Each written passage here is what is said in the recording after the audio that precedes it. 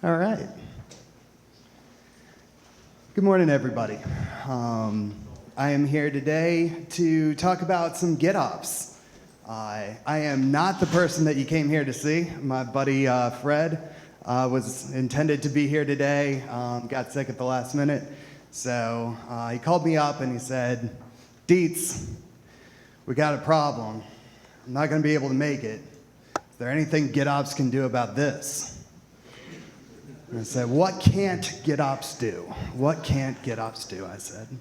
So today, we're going to talk about a scalable approach to GitOps configuration patterns. I'm going to do the best I can. Cut me some slack. So we don't have very much time, and with the technical difficulties this morning, perhaps even a little bit less, but in that I'm a substitute, A-OK in my book. That sounds great. So let's talk about GitOps. GitOps is one of my favorite topics. It's one of my favorite disciplines that I've ever stumbled upon. First, I've been in CI, DevOps space forever, and I thought that I knew everything until I stumbled upon Kubernetes. And Kubernetes was an obvious game changer immediately. Kubernetes, the Kubernetes manifest, like we were talking about in the talk before, having that stateful declaration of what you want running in your Kubernetes cluster and the ability to trust that that is what Kubernetes is going to make run in that cluster, and having that well-structured manifest where you can establish your configurations, how you're going to scale, et cetera, was just extremely eye-opening. And I thought to myself, well, that's such a powerful technology, albeit with a touch of a learning curve, but it's such a powerful technology, I'm going to build a company around it. So I founded this company, KubeFirst, and about 1 year into building KubeFirst, it's this instant Kubernetes cloud-native platform that you run from a single command. About a year into this adventure, my co-founder and I stumbled upon GitOps. And it wrecked us. I mean, it destroyed us because we weren't building our platform on GitOps. And GitOps was clearly going to be the winner. Clearly. What GitOps does is it marries your Git provider with your Kubernetes engine in a way where you get to let go of the CD part of CI/CD in a really, really elegant way, using only the tools that your engineers are already using. And it's extremely simple from an architecture standpoint. It's extremely powerful from a scalability standpoint. Sets you up very well for disaster recovery. So let's get into it a little bit. This story is not new, right? You've got your application, runs on your laptop. You need it to run elsewhere. You're going to keep your application source code in a Git repository, and you're going to deliver it. In the old days, circa 2 years ago, it used to be that your pipeline was a CI/CD pipeline, right? And we always lump those letters together, CI/CD, CI/CD. There was never a strong separation between CI and CD. So you get your application code, and before you know it, your application evolves a little bit. It needs some place to run. Maybe it needs a back-end RDS database. Maybe it needs an S3 bucket, whatever. So you have to establish some IAC, some infrastructure as code. That infrastructure as code is needed in order for your application to run successfully. So before you know it, you have a couple versions of your application. And then you need some configuration somewhere, right? All of this is not a new problem. This is not new to GitOps. This is just Comp Sci 101. And this source of truth that you have to establish in your Git repository has to drive the end result of what's delivered throughout your infrastructure ecosystem. GitOps doesn't change any of that. What GitOps changes is the separation of CI and CD in such a way where you're now responsible as a DevOps engineer in establishing that source of truth, that desired state, that your application the pipeline to build the application and package it and define where you want it deployed, that's now your job. CD, as a DevOps engineer, is now the responsibility of your GitOps engine. Now that could be Argo CD, that could be Flux CD. There's a couple others that are getting into the game, GitLab, et cetera. What's important about this GitOps engine is architecturally, it's not a part of your CI/CD pipeline. It's an engine that lives in a cluster, and it's always pulling the desired state from a Git repository. So from a security standpoint, it's very, very powerful, because when you have a whole bunch of different clusters, and you have a CI ecosystem, probably in a management cluster, that CI ecosystem is an attack vector for bad actors. They want to get in, they want to be able to gain access to all the things that your management CI/CD ecosystem has access to so that they can infiltrate your system. With GitOps, the game changes because it's a read-only connection to a Git repository in order to establish what's delivered everywhere.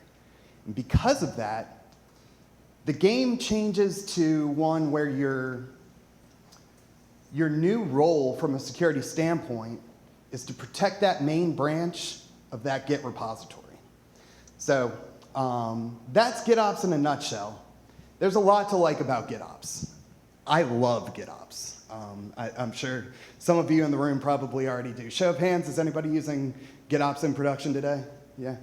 Awesome. GitOps is a game changer. Great security posture, great disaster recovery posture.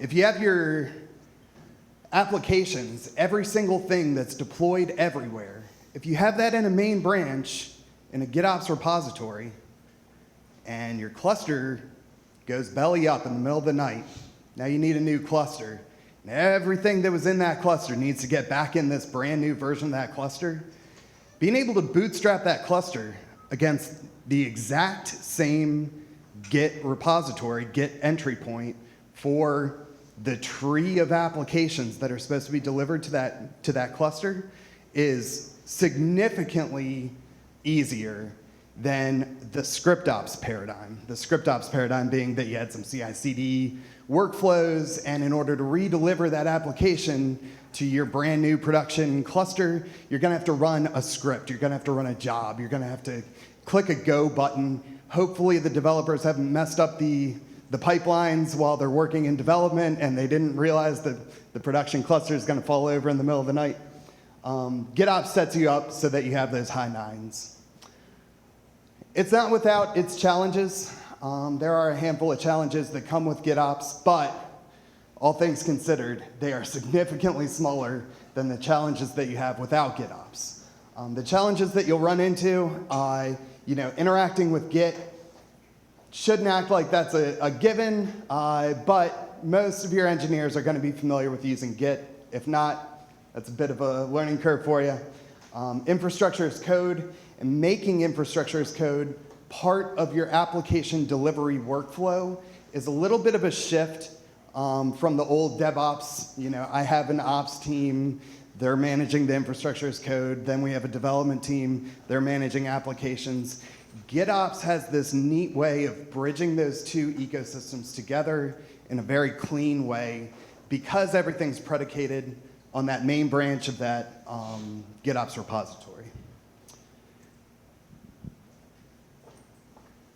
There are no real standards, I guess you could say, in GitOps. There's a lot of patterns that you can follow. The closest thing to a standard that we have is the Open GitOps group. It's a working group with the CNCF, a bunch of great people working in that work group. And their responsibility is trying to, in a vendor-agnostic way, define the discipline of GitOps. So that when you're evaluating tools, when you're evaluating what your GitOps engine is going to be, you're looking at it with the mindset of GitOps ecosystem in a vendor-agnostic way. The first principle is that it needs to be declarative. Now, generally speaking, this basically means that you just need to have the desired state, that source of truth of what you want in a place that doesn't change.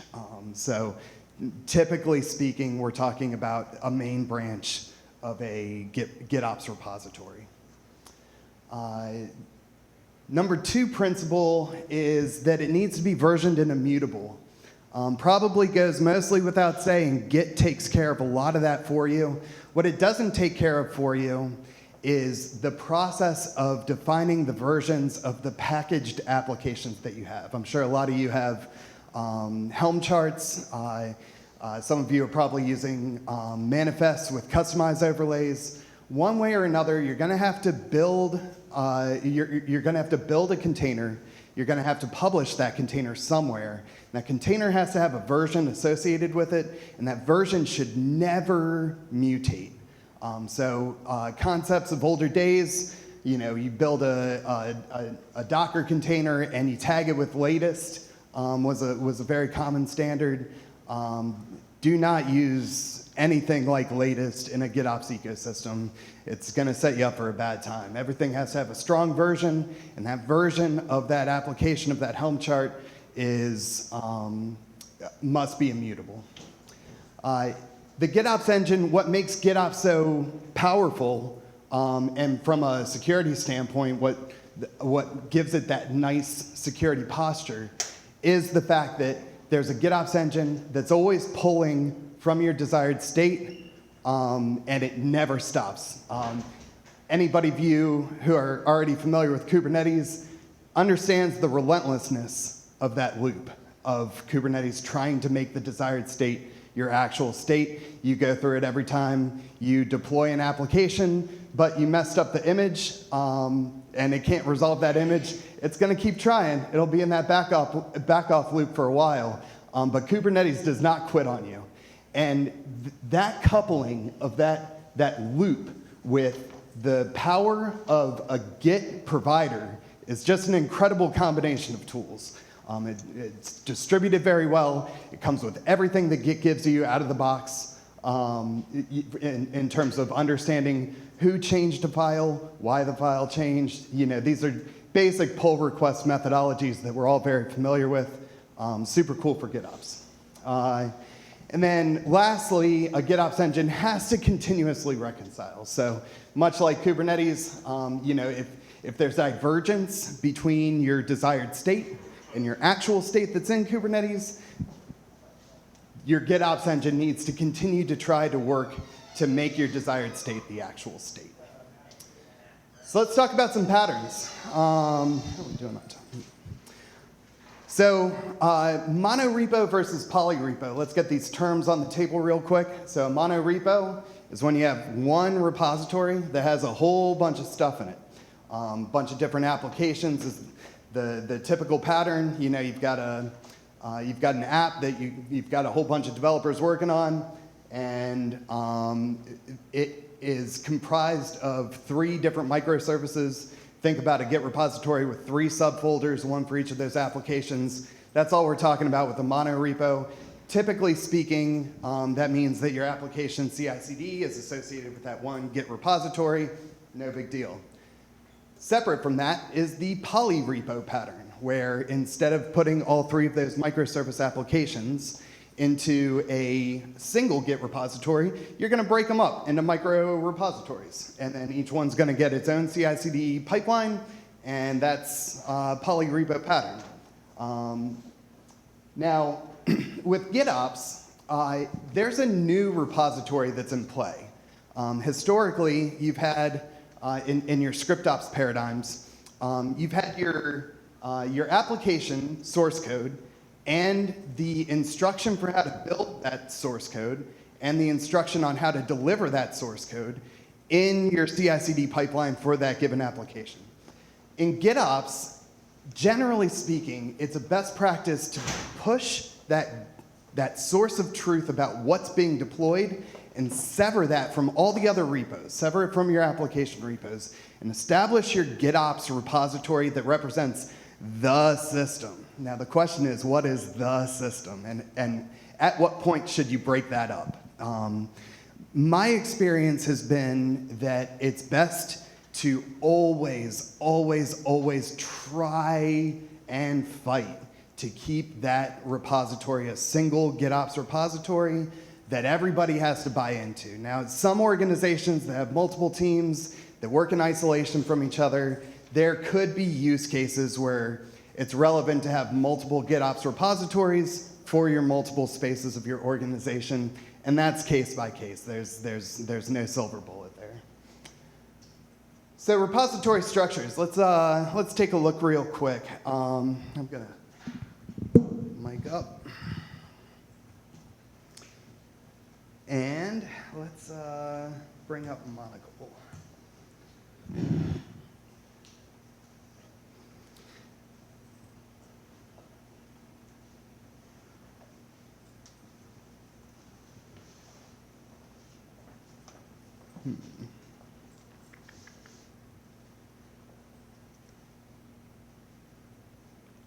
I'm gonna have to kill my double screen for a second. I don't think I can do that with my head turned.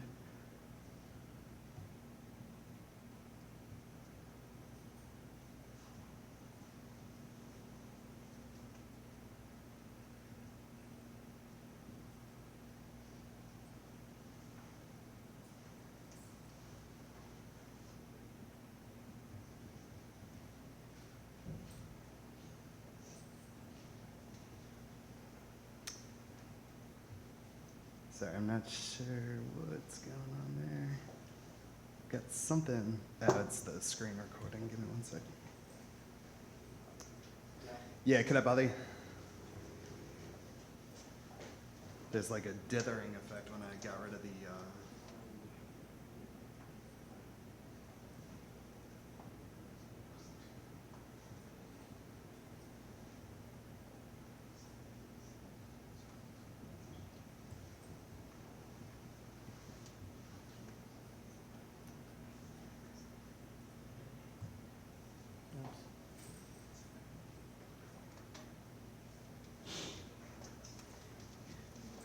Thank you so much. Sorry about that, guys.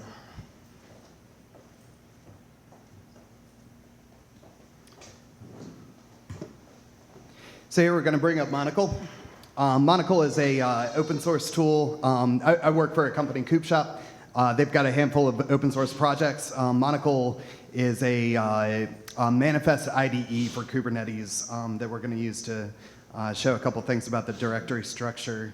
And I'm going to open our GitOps repository. So this environment that you're going to be looking at here is a KubeFirst local environment. You can, it's a free instant platform that you can use for demos and stuff. It's pretty neat. And the GitOps repository that we're going to be looking at today has a registry of tools that have been delivered to our Kubernetes cluster. Here, let me bring that up real quick. So we have GitOps repository is powered by Argo CD. Argo CD is a GitOps engine.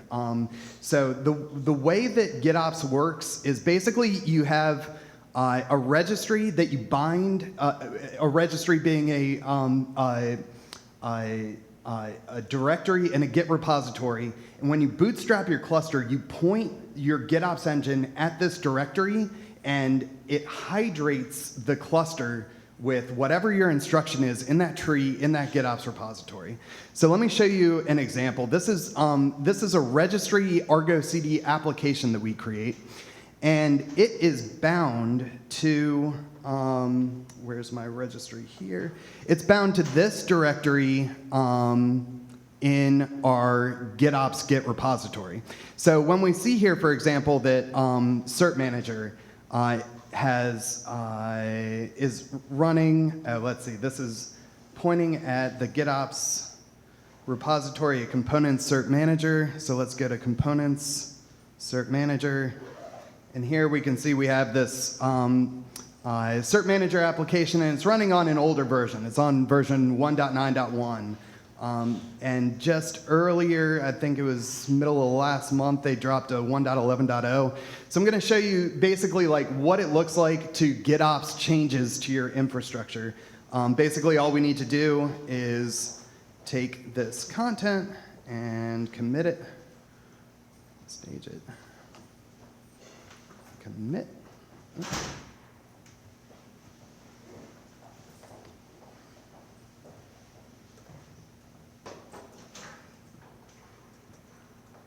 Oops.